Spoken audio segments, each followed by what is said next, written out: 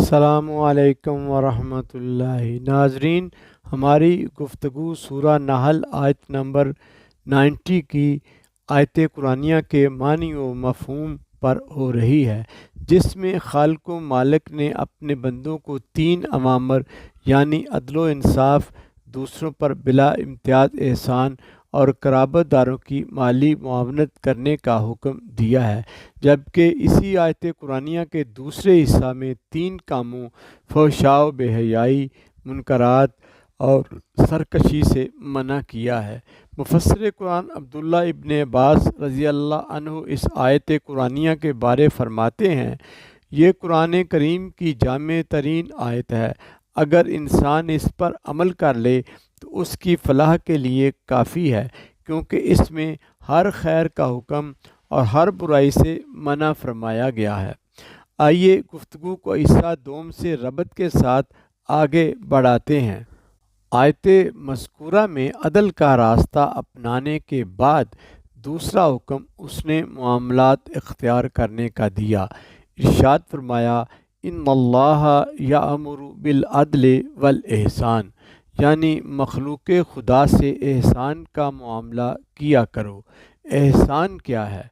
احسان کے لغوی معنی ہے نیکی، اچھا سلوک، مہربانی کا برتاؤ کرنا، یا احسان کے ایک معنی حسن سلوک، عفو و درگزر اور معاف کر دینے کے بھی ہیں، اور ایک معنی کسی کو اس کے حق واجب سے زیادہ دینے کے بھی ہیں، جبکہ احسان کا ایک معنی و مفہوم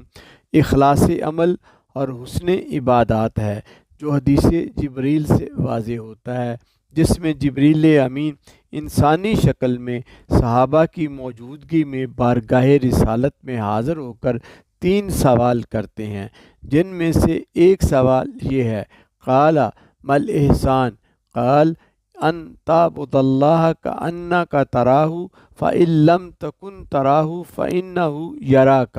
جبریل امین نے عرض کی، آقا احسان کیا ہے؟ تو آپ نے جواب میں ارشاد فرمایا کہ تو اللہ کی عبادت اس حال میں، یعنی اس احساس کے ساتھ کرے کہ تو اسے دیکھ رہا ہے، اور اگر ایسی کیفیت طاری نہ ہو سکے تو پھر کم از کم یہ احساس تیرے پیش نظر ضرور ہونا چاہیے کہ وہ اللہ تجھے دیکھ رہا ہے۔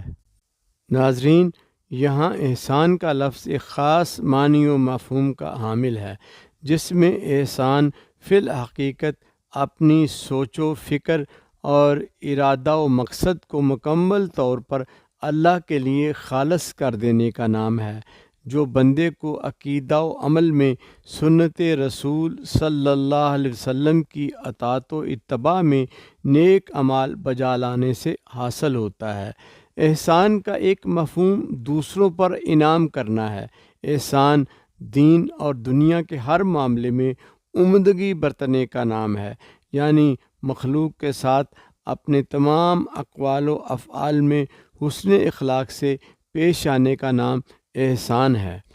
اللہ تعالیٰ نے قرآن مجید میں جا بجا بندوں پر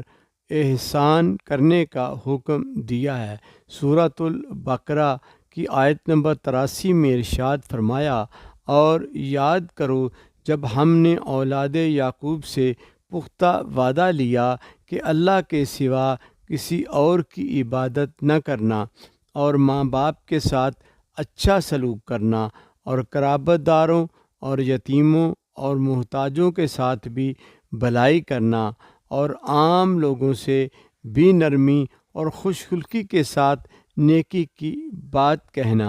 غور طلب یہ ہے کہ یہاں اللہ تعالیٰ نے اپنے حقوق کے ساتھ حقوق العباد کو متصل بیان کیا ہے، جس سے مخلوق خدا پر احسان کرنے کی اہمیت واضح ہو جاتی ہے، اور حقوق العباد میں بھی والدین پر احسان کا ذکر پہلے درجہ پر رکھا، اور احسان کے یہ معنی ہم جان چکے کہ کسی کو اس کے حق سے بڑھ کر دینا احسان ہے، صرف کسی کا حق اسے دے دینا واجب اور فرض عین، مگر حق سے زیادہ دینا احسان کے زمرے میں آئے گا۔ قرآن حکیم میں اللہ تعالیٰ نے احسان کرنے والوں سے اپنی محبوبیت اور پسندیدگی کا اظہار یوں بھی فرمایا، والکاظمین الغیظ والعافین عن الناس واللہ یحب المحسنین، اور جو غصہ کو پی جاتے ہیں اور دوسروں کے قصور معاف کر دیتے ہیں، اللہ ایسے احسان کرنے والوں کو پسند کرتا ہے۔ یعنی دوسروں کی خطائیں اور غلطیوں کو معاف کرنے کا احسان کرنے والوں کو اللہ تعالیٰ نے اپنی محبوبیت کے درجے پر فائز کیا ہے، لہٰذا احسان کرو، کیونکہ اللہ احسان کرنے والوں کو دوست رکھتا ہے۔ اور پھر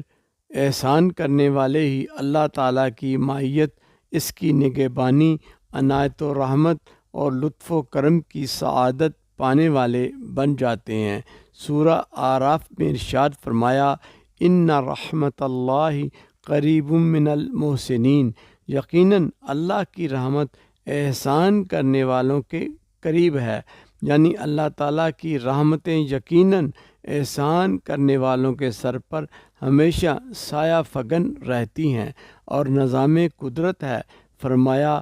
حل جزاء الاحسان الا الاحسان، احسان کا بدلہ تو احسان ہی ہے، لہٰذا بندوں کے احسان اور نیکی کا بدلہ تو اللہ کی عطاؤں کی صورت میں بندوں کو مل کر رہتا ہے، جس کی ایک صورت یہ ہے کہ دوسروں پر احسان کرنے والوں پر اللہ تعالیٰ کی نوازشات بارش کی صورت برستی رہتی ہیں۔ معروف احادیث رسول صلی اللہ علیہ وسلم ہے، نبی مخبر نے فرمایا کہ بنی اسرائیل کی ایک بدکار عورت نے شدت پیاس سے ہانپتے ایک کتے کو گیلی یعنی نم آلود مٹی چاٹتے ہوئے دیکھا، تو اس عورت نے اپنا موزہ اتار کے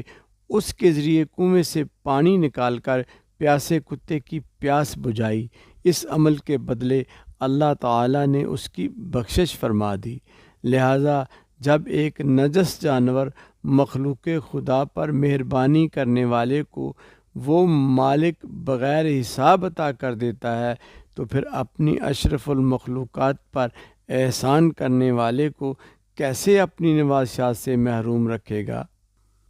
مگر افسوس، آج ہم مادیت پرستی اور مال و دولت کی ہوس میں اتنے مست ہو چکے ہیں کہ تڑپتی سسکتی انسانیت پر احسان تو دور کی بات، انہیں ان کا جائز حق دینے سے بھی غافل ہیں۔ یہ فرمان رسالت مآب تو سب جانتے ہیں کہ تمام مسلمان آپس میں بھائی بھائی ہیں، اور رسول اللہ نے فرمایا، ایمان کامل اس شخص کا ہے جو اپنے بھائی کے لیے بھی وہی پسند کرے جو اپنے لیے پسند کرتا ہے۔ تو پھر دوسروں کو دکھ دے کر اپنے لیے خوشیاں اور راحت حاصل کرنا کون سا ایمان اور اسلام ہے؟ قارئین کرام، دوسروں پر احسان تو یہ سوچ کر کریں کہ اللہ تعالیٰ نے ہم پر کتنے احسان کیے ہیں۔ ارشاد باری تعالیٰ ہے، احسان کر جس طرح اللہ نے تیرے ساتھ احسان کیا۔ اور دوسروں کے ساتھ بلائی و احسان کرنے والوں کے لیے نبی رحمت نے دعا فرمائی ہے کہ اے اللہ، جو بھی میری امت کے کسی معاملے کا ذمہ دار بنے، ان پر نرمی کرے تو اس پر نرمی فرما، اور جو امت کو مشقت میں ڈالے تو اس پر سختی کر، وما علینا الا البلاغ المبین۔ ناظرین، عنوان مذکورہ معاشرتی استحکام و بقا کے سنہری اصول پر گفتگو جاری ہے، بقیہ حصہ چہارم میں ملاحظہ فرمائیں۔